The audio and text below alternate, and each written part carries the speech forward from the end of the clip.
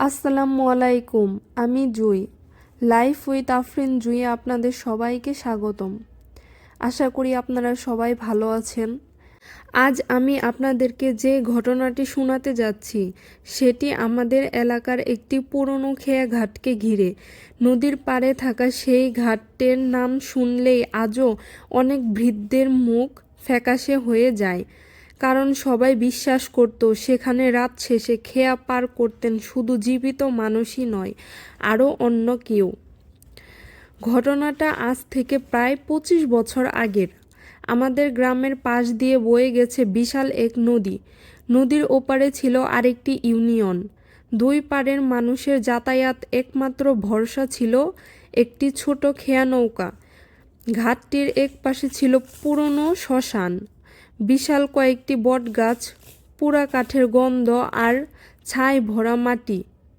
দিনের বেলাতেও জায়গাটা খুব একটা স্বস্তিকর লাগতো না, আর রাত হলে মানুষ প্রয়োজনে ছাড়া ওই দিকে যেত না। খেয়ার মাঝি ছিলেন কাশেম মাঝি। প্রায় 40 বছর ধরে তিনি মানুষ পারাপার করতেন। তিনি প্রায় বলতেন, রাত 12টার পর যদি কেউ একা এসে নৌকা চায়, আগে তার পা দেখবা। লোকজন হাসতো এ কথা শুনে, কিন্তু কাশেম মাঝি কখনোই হাসতেন না। এক বর্ষার সন্ধ্যায় আমি মামার বাড়ি থেকে ফিরছিলাম। সঙ্গে ছিল আমার বন্ধু রফিক। আকাশ কালো মেঘে ঢাকা। রাতে ঝড় শুরু হলো। আমরা নদীর ওপারে আটকা পড়ে গেলাম। ঘড়িতে তখন ঠিক 11:30। শেষ খেয়া ছাড়ার কথা। আমি দ্রুত ঘাটে পৌঁছালাম। সেখানে গিয়ে দেখি কাশেম মাঝি নৌকা বাঁধছে। তিনি আমাদেরকে দেখে বিরক্ত গলায় বললেন, আর কাউরে নিব না, এটাই আজকে শেষ খেয়া। আমরা অনেক অনুরোধ করলাম। অবশেষে তিনি রাজি হলেন। নৌকায় উঠে দেখি আরও 2 জন যাত্রী বসে আছে। একজন বৃদ্ধ, আরেকজন মাথায় চাদর জড়ানো মানুষ। তাদের মুখ ঠিকঠাক মতো দেখা যাচ্ছিল না। নদীর পানি তখন অস্বাভাবিকভাবে শান্ত। নৌকা ধীরে ধীরে মাঝ নদীর দিকে এগোতে লাগলো। হঠাৎ কাশেম মাঝির মুখ গম্ভীর হয়ে গেল। তিনি কয়েকবার পেছনে তাকালেন। আমি জিজ্ঞাসা করলাম, কি হয়েছে? তিনি উত্তর দিলেন না। কিছুক্ষণ পর ফিসফিস করে বললেন, আজকে আবার উঠেছে। আমার বুক কেঁপে উঠল।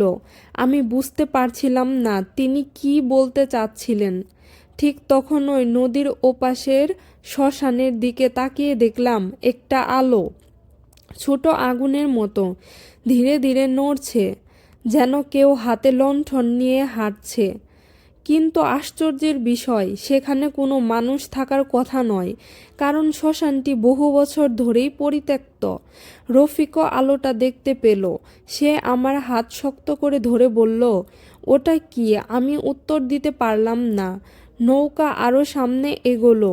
হঠাৎ প্রচণ্ড ঠান্ডা বাতাস বইতে শুরু করলো, এত ঠান্ডা যে গায়ে কাঁটা দিতে শুরু করলো। এরপর শুনলাম কেউ যেন খুব আস্তে আস্তে কাঁদছে। একজন নারীর কান্না, প্রথমে দূরে, এরপর একটু একটু করে কাছে। বৃদ্ধ যাত্রীটি মাথা নিচু করে বসেছিল, কিন্তু এবার সে ধীরে ধীরে মাথা তুলল।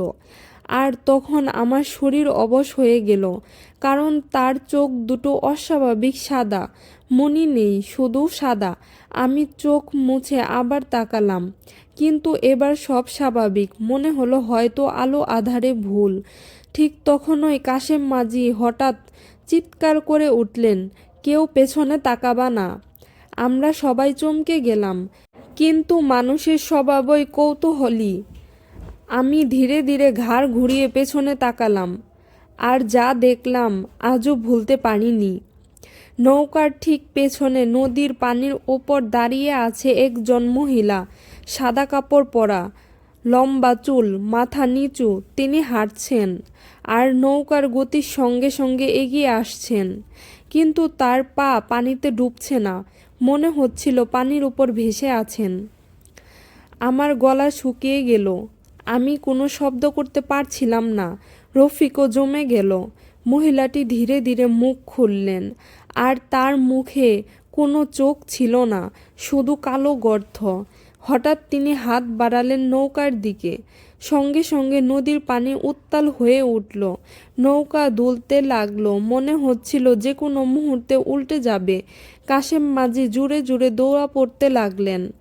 আমরাও পড়তে শুরু করলাম। হঠাৎ এক ঝলক বাতাস এলো, আর মুহূর্তের মধ্যেই সেই মহিলাটি অদৃশ্য হয়ে গেল। নদী আবার শান্ত হয়ে গেল। কিছুক্ষণ পর আমরা ঘাটে পৌঁছালাম। সবাই তাড়াতাড়ি করে নেমে পড়লাম। কিন্তু তখন কাশেম মাঝি একটা কথা বললেন, যেটা শুনে আমাদের শরীর ঠান্ডা হয়ে গেল। তিনি বললেন, তোরা দুজন ছাড়া নৌকায় আর কেউ ছিল না। আমি হতভম্ব হয়ে গেলাম। কি বলেন? ওই বৃদ্ধা আর ওই লোক? কাশেম মাঝি ধীরে ধীরে মাথা নাড়ালেন। আমি কাউরে দেখি নাই। আমরা আর কোনো কথা বলিনি। সেই রাতের পর আমি কয়েকদিন জ্বরে ভুগেছিলাম। পরে গ্রামের এক বৃদ্ধের কাছ থেকে জানতে পারি, অনেক বছর আগে বর্ষার রাতে শ্মশানের কাছে একটি নৌকা ডুবে গিয়েছিল। এক নববধূ সহ কয়েকজন মানুষ মারা যান। তারপর থেকে মাঝে মাঝে রাত শেষে খেয়ার সময় অদ্ভুত ছায়ামূর্তি দেখা যায়। কেউ বলে তারা পথ হারানোর আত্মা, কেউ বলে নদীর অভিশাপ। আসল সত্য আজও কেউ জানে না। তবে আজও যখন বর্ষার রাতে নদী পার হওয়ার জন্য দাঁড়ায় আর দূরে শ্মশানঘাটের দিকে তাকায়, মনে হয় অন্ধকারের মধ্যে হয়তো এখনও কেউ দাঁড়িয়ে আছে, শেষ খেয়ার অপেক্ষায়। তো আজকের গল্পটি এই পর্যন্তই। গল্পটি কেমন লাগলো আপনারা সবাই জানাবেন। আমাদের সমাজে এখনও এমন অনেক ঘটনা দেখা যায় যার কখনো সমাধান মেলে না।